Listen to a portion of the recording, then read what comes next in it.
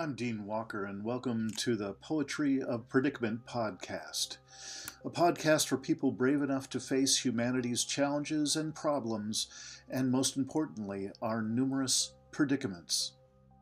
The Poetry of Predicament is a podcast meant to inspire us to bring forth grace, beauty, and connection with the web of life in the face of a predicament-laden world.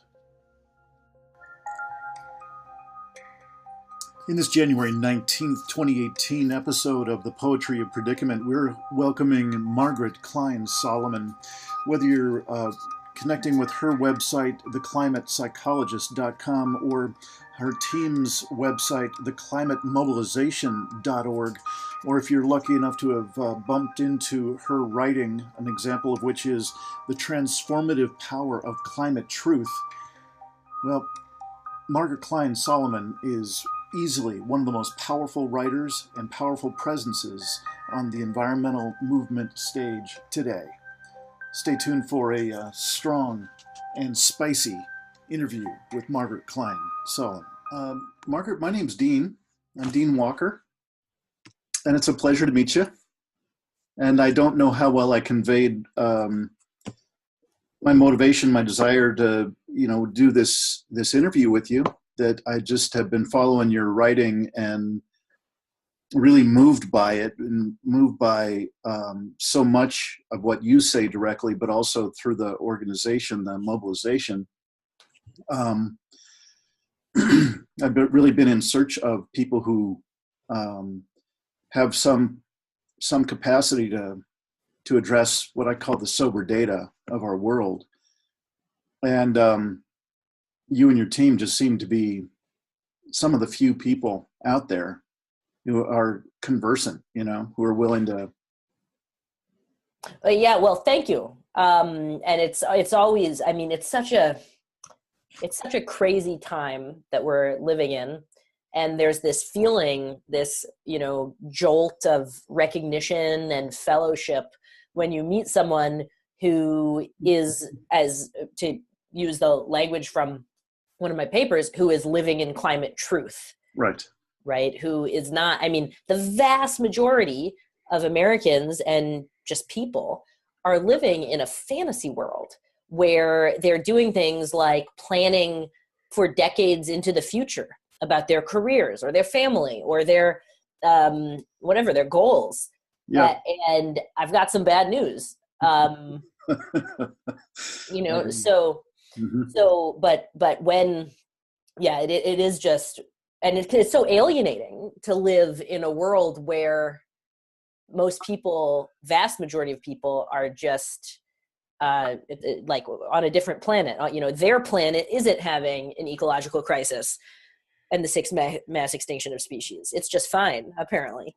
So anyway, meeting people who share that kind of understanding, it's so important. Yeah, it is. What I'd really like to do, can I just tell you a little bit about what Carolyn Baker and I are doing and what we're about? Sure.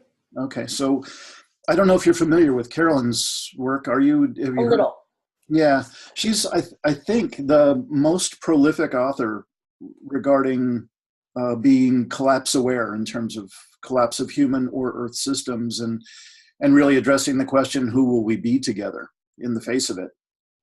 And I've just had the privilege of connecting up with her about 3 years ago, as I was really grappling with having to vet the information of abrupt climate change and a number of other metrics that I find even more disturbing.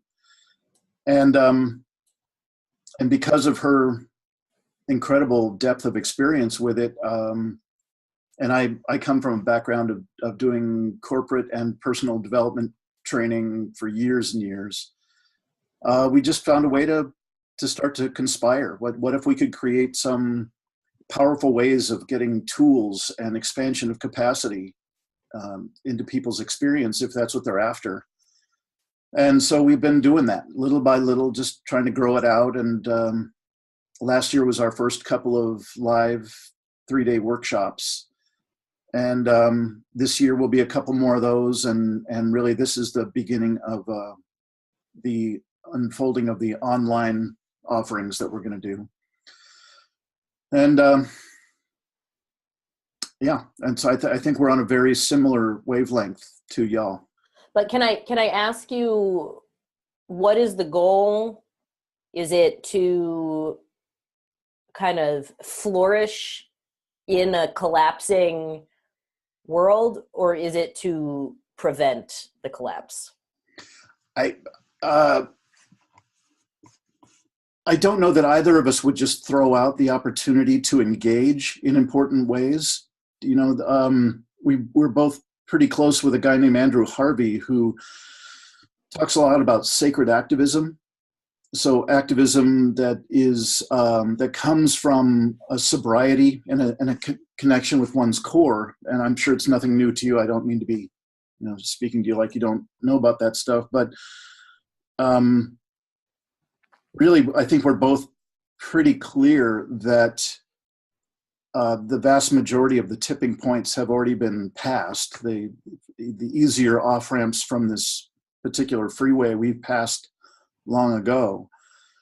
And the best that we're hoping for is to bring people to full presence in their own life, to be able to break open their hearts in the most beautiful way they can, and to find what is their expression, what's the best way for them to express in their own lives. And more often than not, we've been seeing that it's such a natural expression for people to want to be involved and activist in their lives. But ours is not a, let's go out and fix this thing. It's really an expansion of capacity, an expansion of an inner toolkit for thriving in the midst of it. Yeah, I mean, I have such a mixed reaction because I very strongly agree that kind of the kind of supported self-exploration that you're talking about is important for people. I mean, just what we're facing is so overwhelming. It's basically people can't be expected to cope with it alone. But I feel that we have a moral duty to do everything we can to prevent the collapse of civilization and the natural world. And so the idea of like Earth in hospice, for example, which is the one I'm familiar with, or just kind of I know that you have involvement with, you know, near-term human extinction, those kinds of communities. I feel that the defeat and resignation expressed is, I feel very uncomfortable with it. And I because the way I see it, climate change, you know, science works by repeated hypothesis testing, and the climate crisis this is new, and we are learning about what happens to our planet when we pump greenhouse gases into the atmosphere. And so while obviously I agree that the situation is terribly dire, and I'm not a scientist, whether we've hit tipping points, which ones, whatever, I cannot speak to. But I mean, it's like, the way I look at it is, what % chance does humanity have of coming out of this alive, without the deaths of billions of people, without utter catastrophe? Maybe it's less than 1%, right? Maybe I don't know. Maybe you could say it's 0.1%. I don't know. I don't know that either, but I know that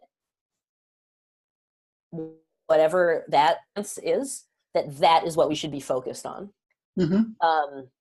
And so, yeah, I feel, yeah, I think that we need to pair a realistic understanding of the crisis with a, basically it's the idea of taking responsibility. And it's kind of an absurd idea because the climate crisis is so much bigger than all of us, but that's what the Climate Mobilization is as an organization. It's a group of people who said, okay, it's going to be my responsibility to solve this crisis, and I'm going to put in everything I've got. And that doesn't guarantee victory, but I think it's the right thing to do. Sure. And and obviously it makes, without that kind of effort, then catastrophe is assured. Mm-hmm. I'm not sure if I might be hearing kind of in a background implication or assumption in what you're saying that's what we're about. Perhaps you've checked out our website or whatever, and I'm not in depth. Go ahead.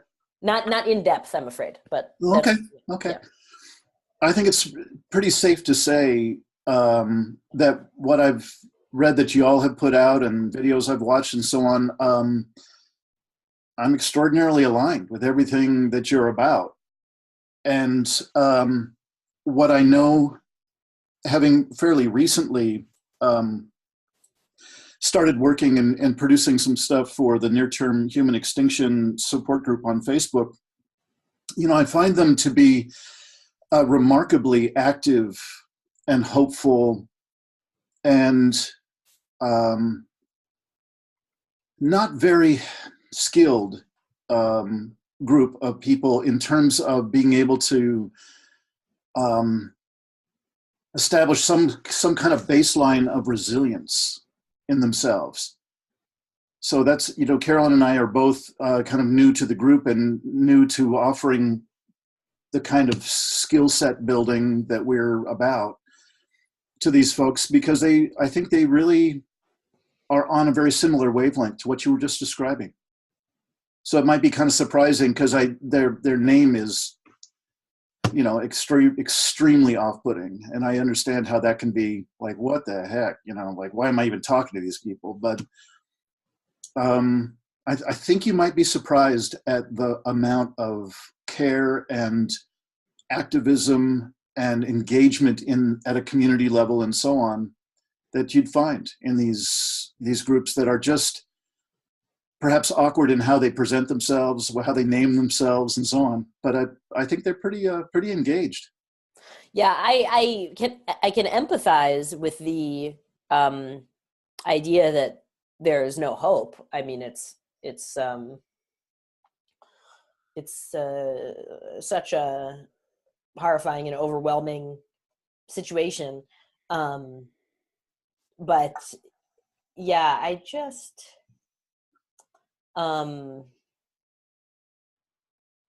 I just worry about messaging that implies that the goal should be personal rather than collective empowerment. But anyway, we don't have to dwell on my reservations. I just wanted to note them. Sure, duly noted, and thanks. Yeah.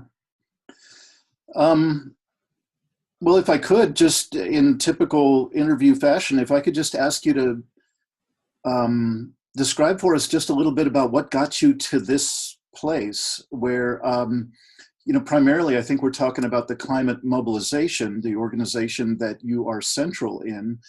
And I'd also love to hear about what has culminated in the extraordinary writings that I've read from you and your team.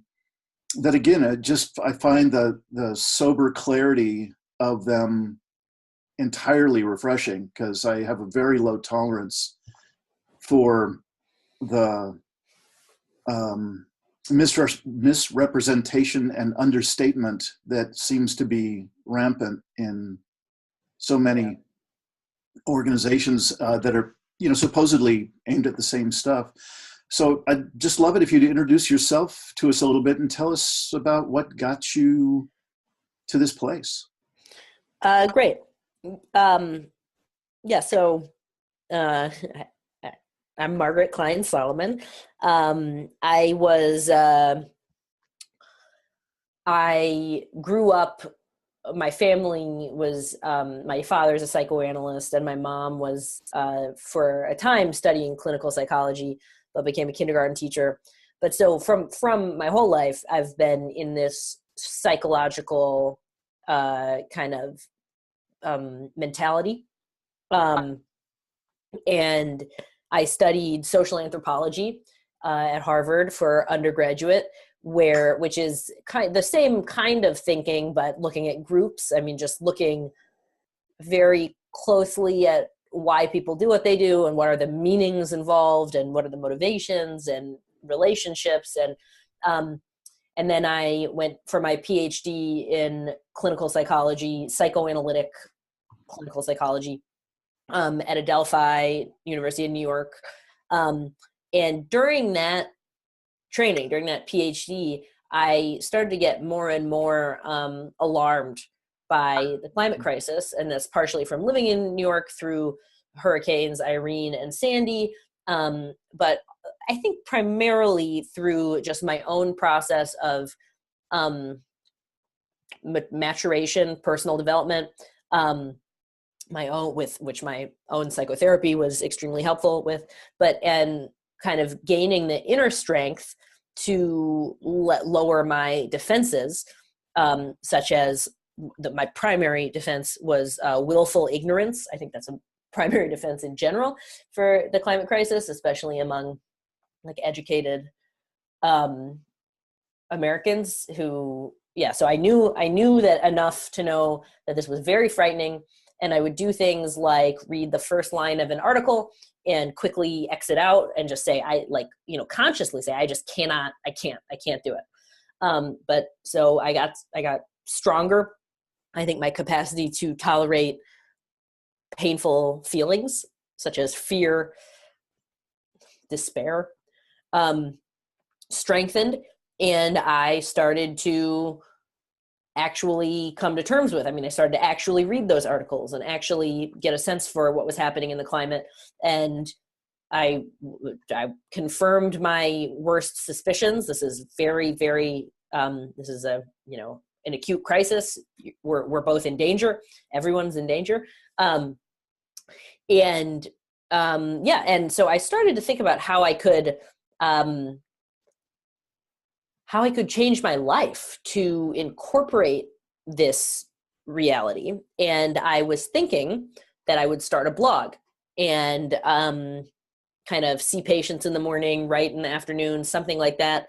When a very good friend of mine, very politically savvy friend, said to me, I wanted to consult him on this blog. And he said to me, don't start a blog. Discourse isn't enough. Think, what could you do that could actually solve this problem? And that challenge, what could you do that could actually solve this problem? It literally changed my entire life. And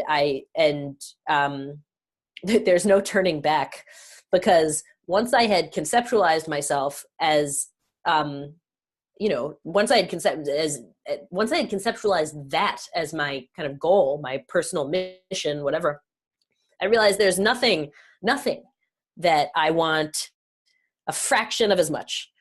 And so I did start a blog, actually, The Climate Psychologist, but it was always with the intention of starting an organization, finding allies in this, and I did.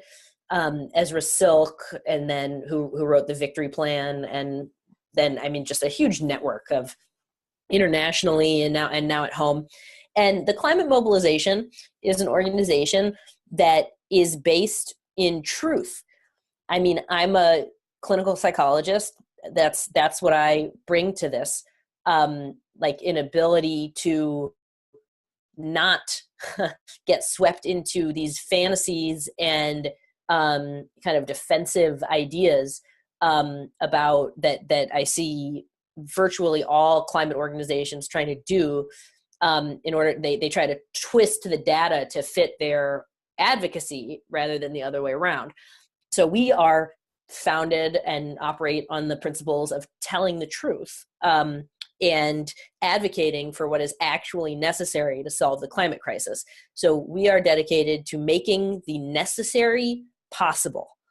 And what is very obvious, if you understand the climate crisis at all, is what is necessary is for us to eliminate, not reduce, eliminate greenhouse gas emissions as quickly as humanly possible in 10 years or less, and to draw down excess CO2 and greenhouse gases from our atmosphere until we have returned to Holocene conditions, approximately 280 parts per million of CO2 in the atmosphere.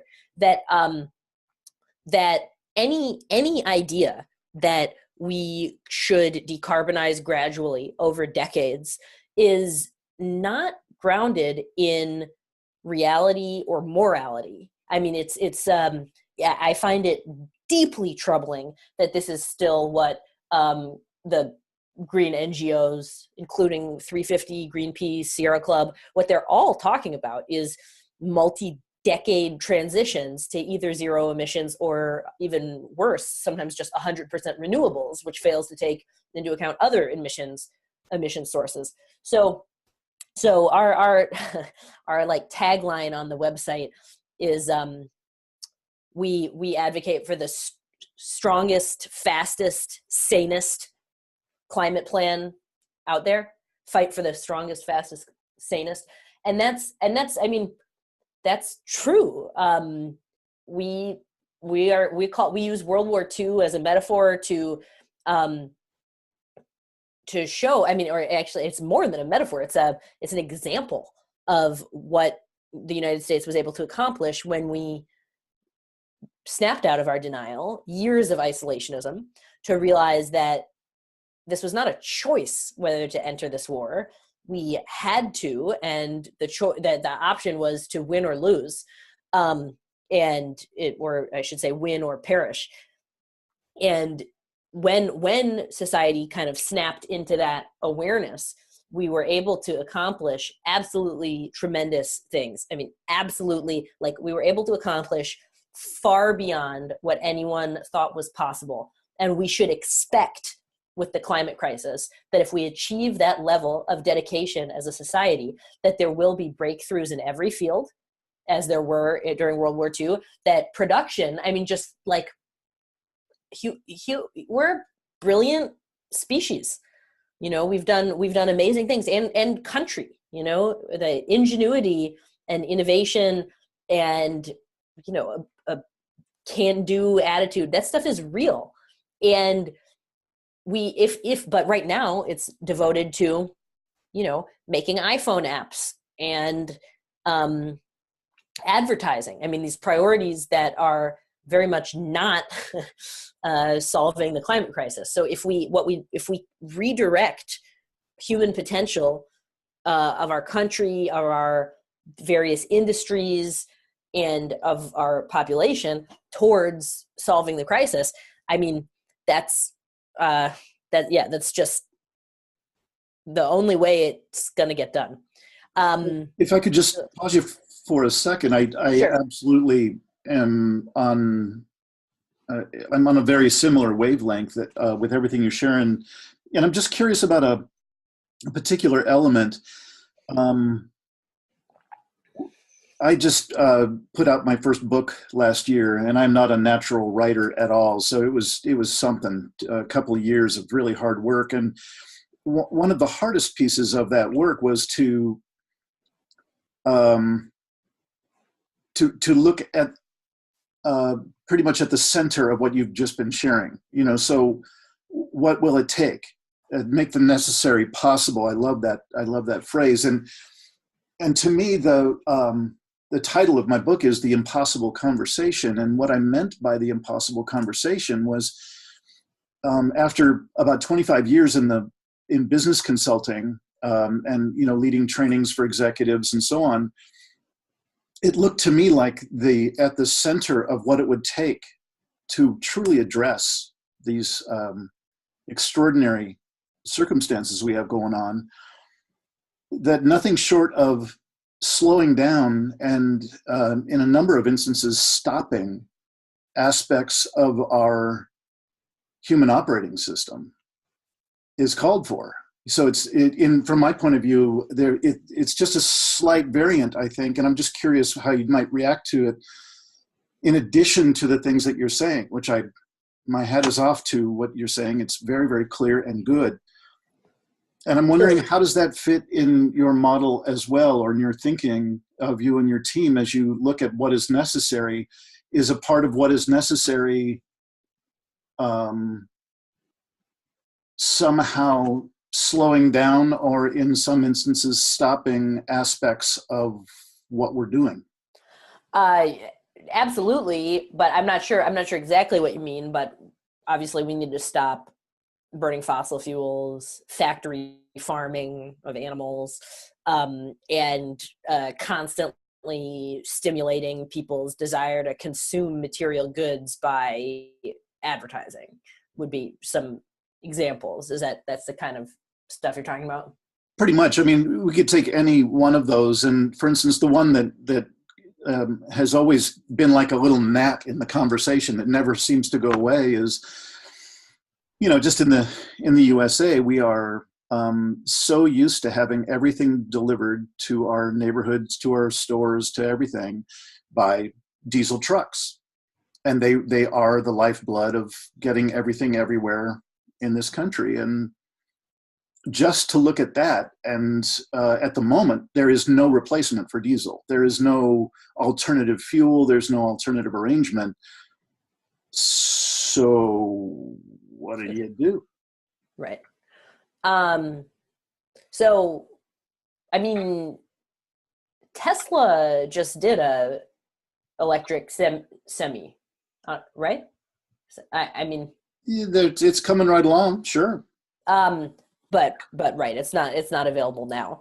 I mean, yeah. So I don't know the answer for trucks, but I know how we should approach the question, which is understanding that the current system is suicidal, and it must stop. And so, and then figuring out, so what are we going to do? Right. Like what is, I mean, we need to feed everybody. So how, but we don't necessarily need to get everybody, sneakers. So just thinking about,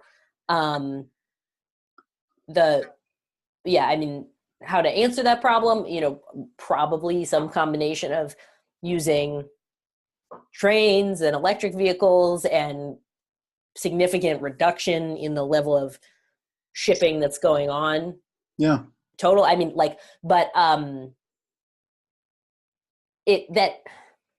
I don't think it is, and I'm not saying you're saying this, but it is not incumbent on me or on anyone to know how we're going to do this, in order to passionately believe and be confident in the fact that we must do it. I'm with you, and I'm sorry if I was putting anything like that into your corner with that.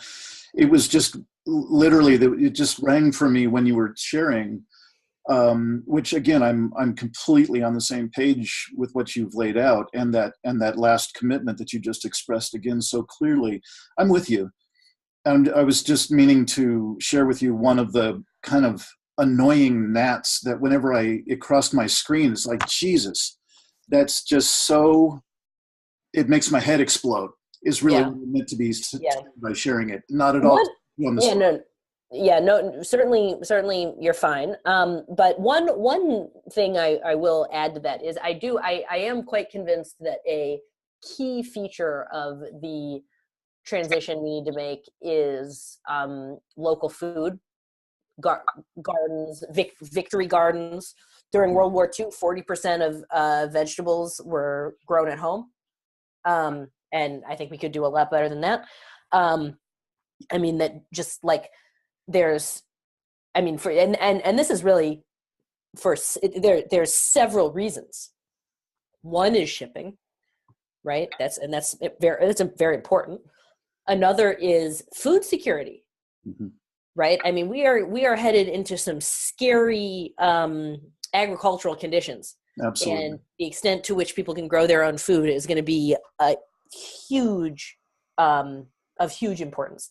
But then also, you know, I mean, community building and using the gardens as carbon sinks to, you know, for compost. I mean, it's like one of these things that just, I mean, it's kind of has its own tipping point, or, you know, positive feedback loop, so to speak, in terms of what it kicks off.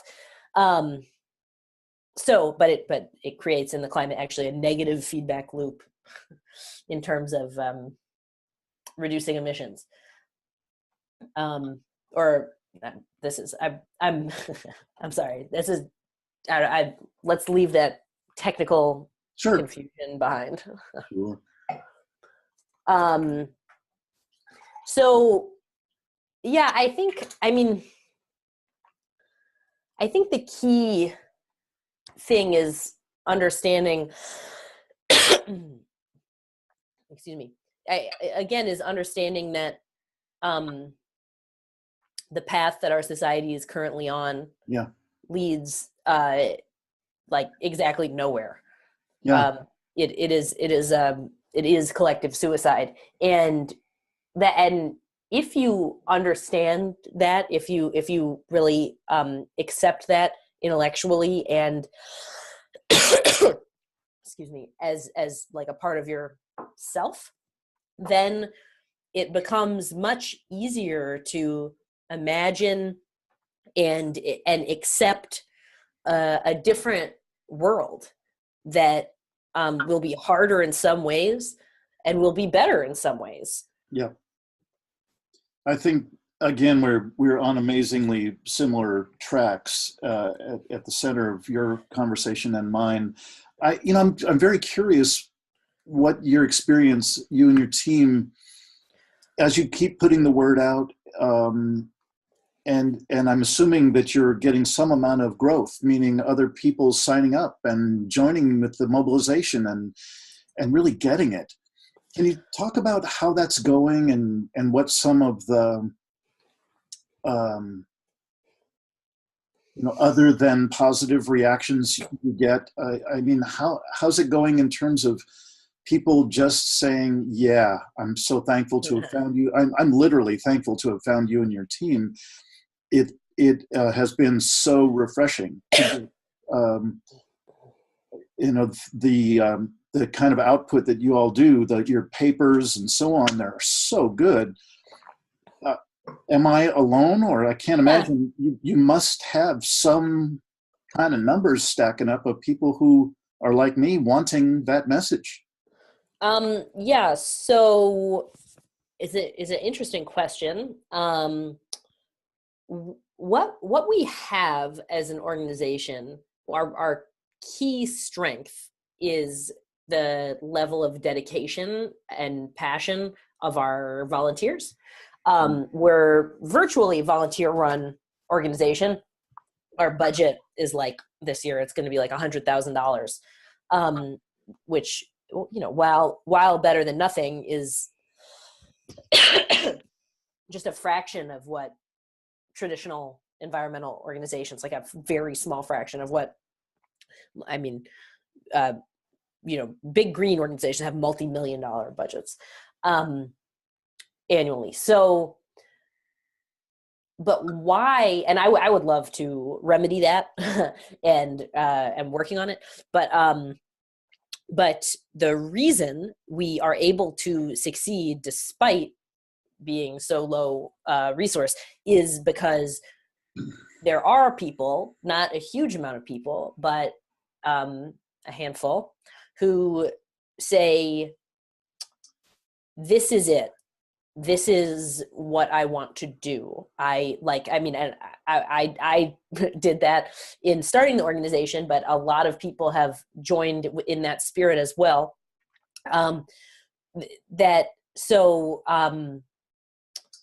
So we have very, very talented people who are volunteering like more than 20 hours a week, sometimes more than 60 hours a week. And so, yeah, that to me, that group of people who, that category of person who says, the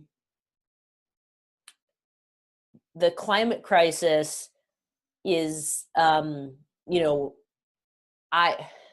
but basically I'm going to take responsibility for solving this, and put kind of whatever it takes kind of mentality. Or another kind of catchphrase we've used is going all in for all life. Mm-hmm. And so that is really our base or our team. And we do have some supporters. It's really hard to quantify. I mean, our email list is like 12,000, but that's, a very low level of engagement. Some people on that list, if you ask them who is the Climate Mobilization, they wouldn't really even know.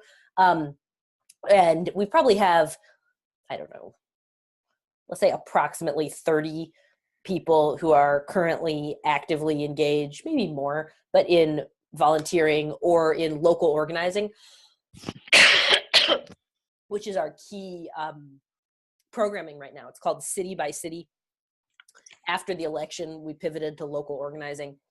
And after spending the election trying to intervene in the process, and we had some successes. We got Bernie Sanders advocating for World War II scale climate mobilization, and then we got that language into the Democratic Party platform, which we were going to use as a kind of jumping off point for our plan was to like pressure the Clinton administration into making good on the promises in the Democratic Party platform. But instead, we had to reevaluate, refocus. And so we were doing this local organizing. And we've got some successes there as well, such as Hoboken, New Jersey, declared a climate emergency and committed to eliminating emissions by 2027. Montgomery County in Maryland, with more than 1 million people, declared a climate emergency and committed to eliminating emissions by 2035. And just yesterday in Los Angeles, 2 city council people introduced a motion to create a climate emergency mobilization department that would oversee the emergency speed decarbonization of Los Angeles. And their goal year is also 2025.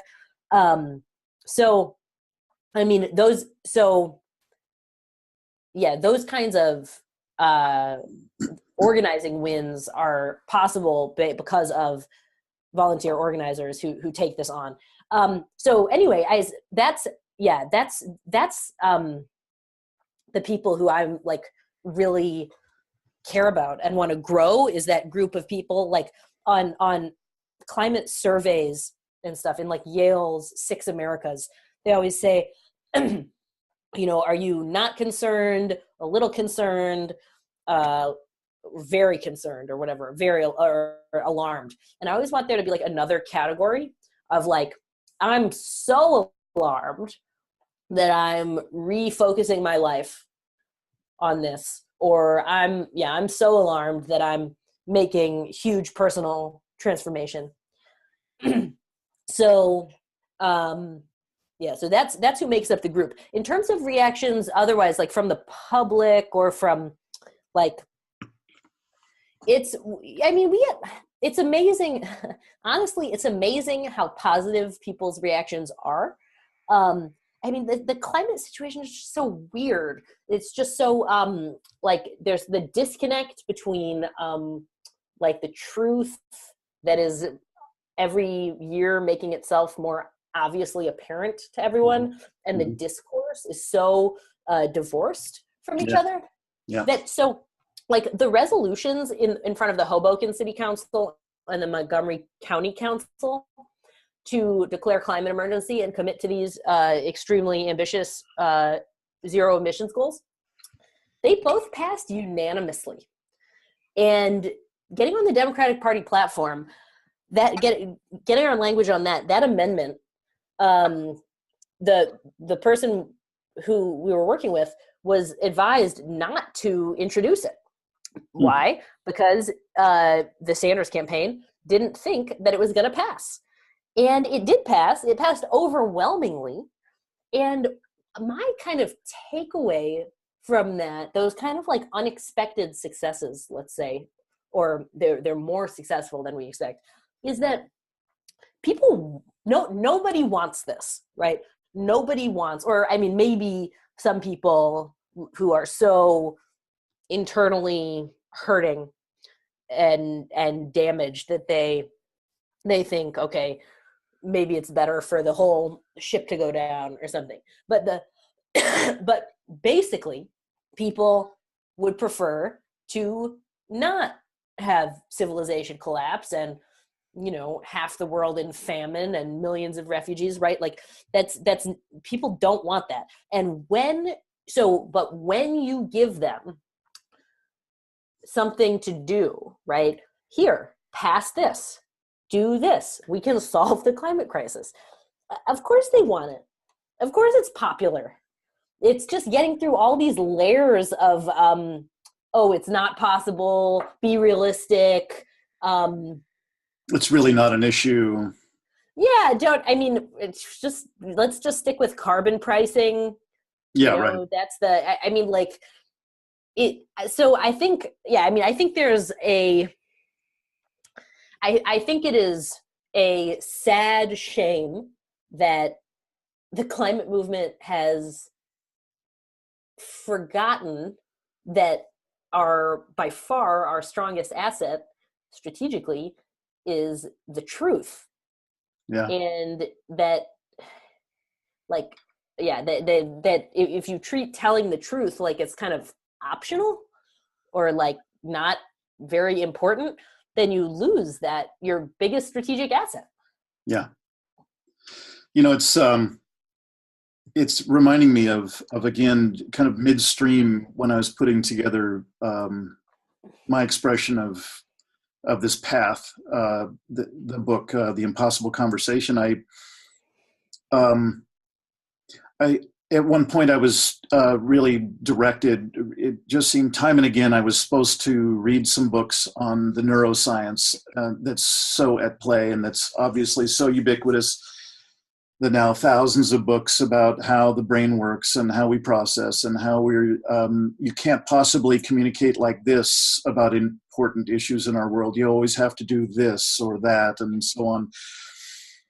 And I got to tell you that it's just, it was deeply, deeply discouraging to me. One of the toughest hurdles to get over for me, for my just own kind of discouragement was that so very few, like after reading roughly 20 books on the subject, were only 2 that made any mention whatsoever of the multi-billion-dollar industry of denial that's been, pumping into us as a culture for decades. And to not include that as a part of the equation, this barely formed piece of an equation that we're trying so hard to formulate about how do we process and how do we communicate with each other about important issues. And I just found it so deeply discouraging that these clearly very talented scientists doing this great research about brain processing, and yet we were not talking about the the dead buffalo in the center of the room of how we have so stripped away the spine of the, like you're saying about the truth, that what's the truth of what's going on, and how on earth did we let denial become a thing? Yeah. Yeah, it is. The fossil fuel industry has been very, very successful with their misinformation campaign, and they have achieved not only sowing doubt in a significant portion of the population, they've also made it so much harder to discuss socially.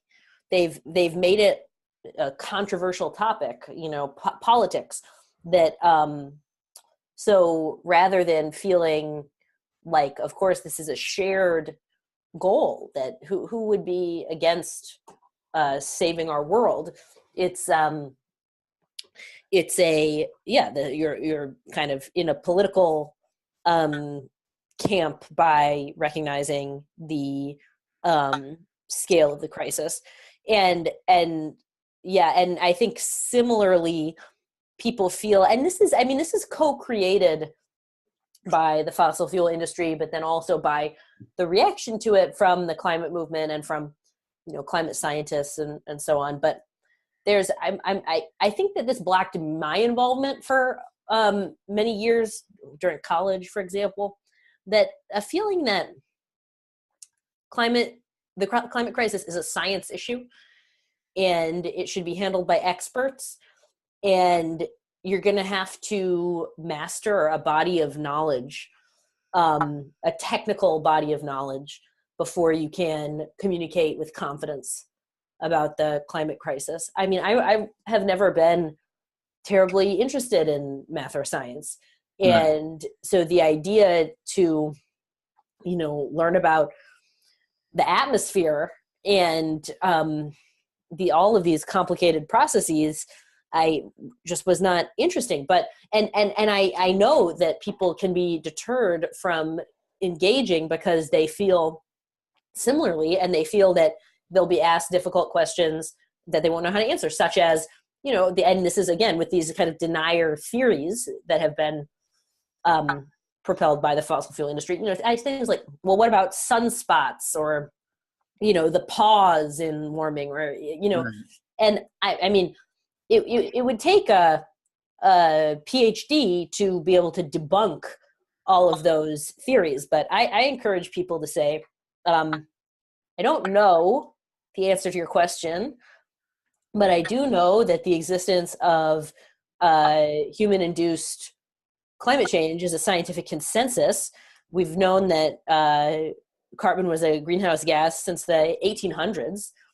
And you should just be aware that there's been a multi-billion-dollar effort from the richest industry in the world to convince you of the points that you're making. And they're playing you. So I think it's important to realize, though, that while the climate crisis was brought to our attention by scientists, and obviously scientists can be very helpful in understanding it in different ways and understanding mitigation in different ways, it is not a science issue. I mean, any phenomenon can be described and understood through a scientific lens. It's an everything issue. It's a food issue and a water issue and a refugee issue and a survival issue, a moral issue. I mean, it's and I guess what I'm trying to say is it's your issue, whoever you are. Yeah. I'm just so curious. You clearly have a committed and downright brilliant team going on,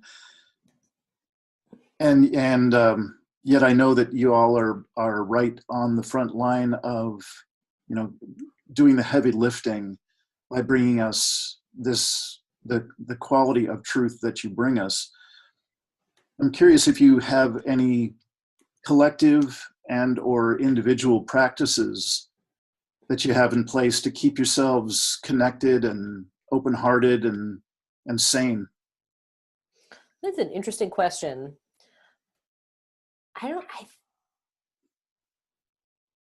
I think I think and hope that as a leader, I set the tone and culture of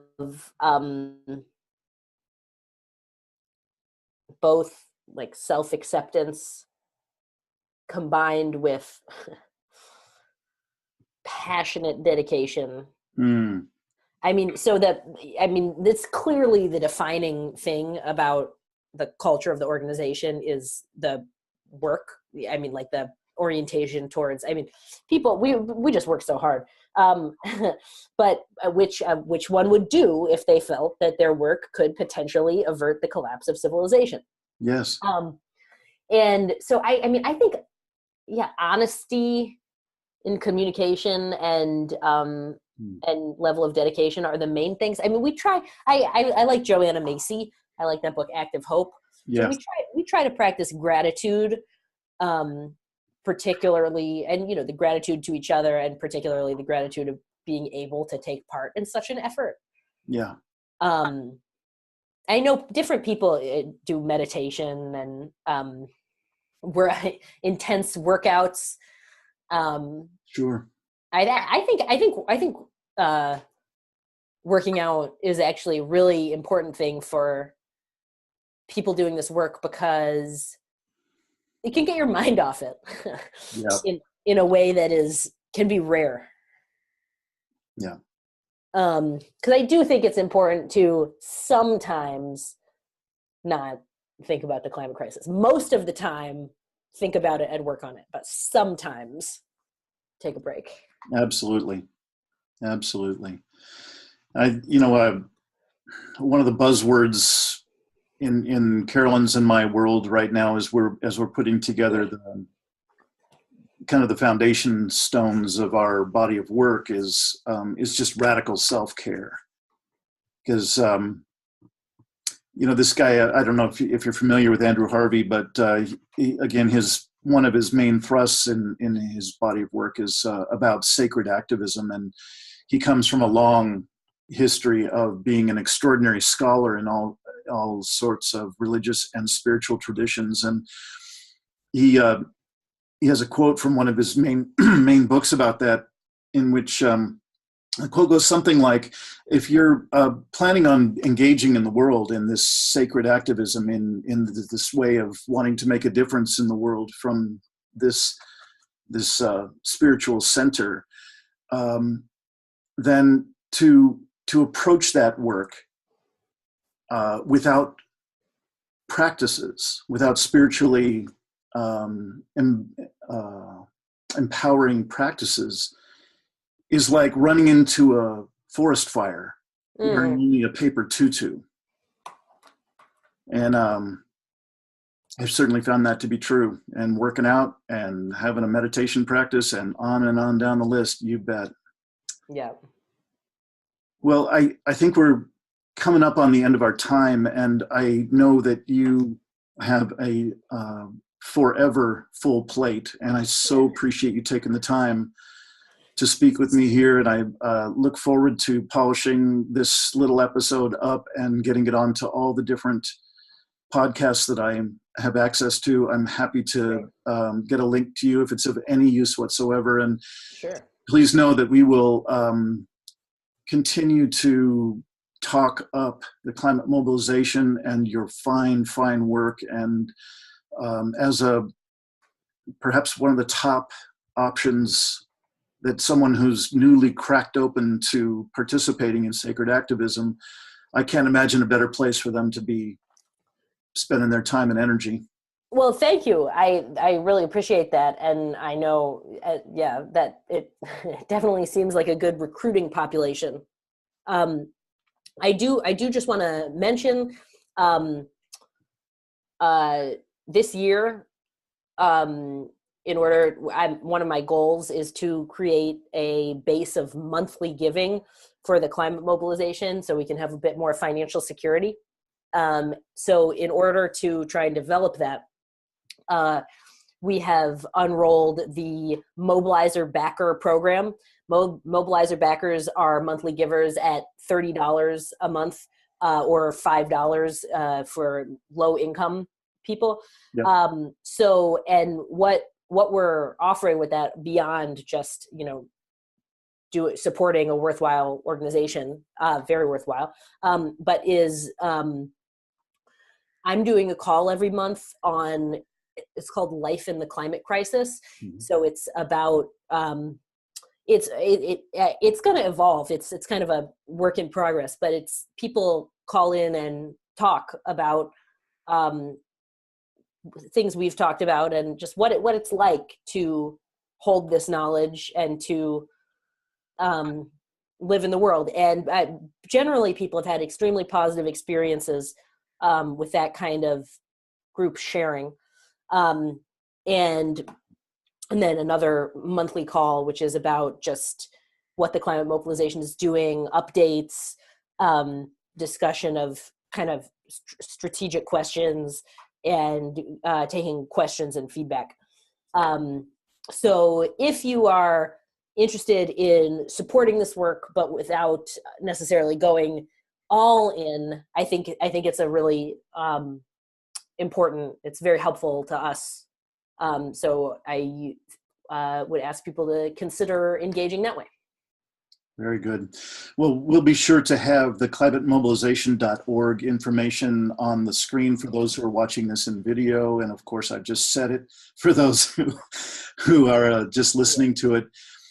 And I hope you'll pass on from our tiny team to your slightly larger team our deep appreciation for the work that you all are doing. And again, the very heavy lifting that I think y'all are doing, and certainly we attempt to do as well, to address the situation that we're all in, the predicament they're all in perhaps, with as much truth as possible, but also with hearts intentionally and beautifully broken open. Well, thank you for having me, and thank you for your work as well. Yeah. Thanks so much, Margaret Klein Salamon. Hope you have a wonderful, I guess it's going to be evening for you soon. Yep. And thank you again for taking time with us. Thanks.